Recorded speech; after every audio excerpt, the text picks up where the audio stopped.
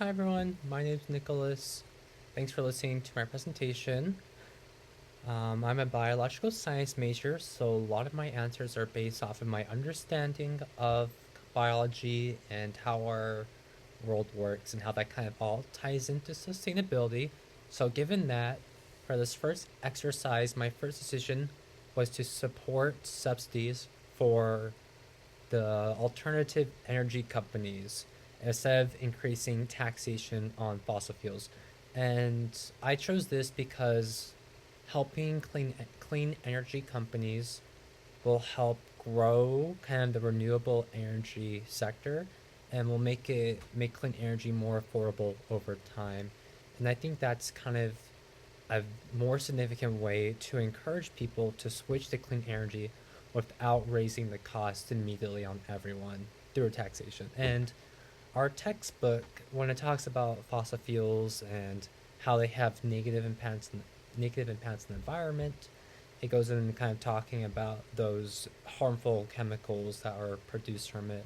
So finding cleaner energy sources is significant in order to keep the world we live in healthier, more sustainable, so that people's health aren't suffering. Whereas for my second decision, I decided to support direct incentives for people who use alternative energy. And right, going back to why I made this is because this choice will help encourage more people to buy things like solar panels or electric vehicles or just kind of this idea of renewable technology.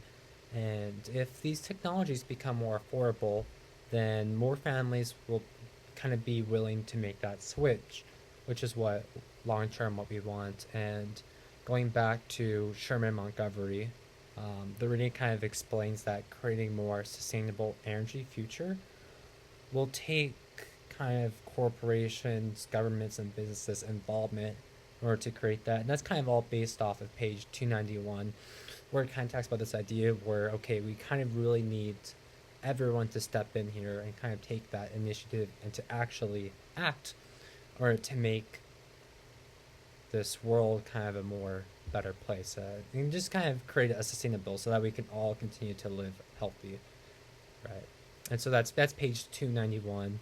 And then for my first decision, that was based off of page 288.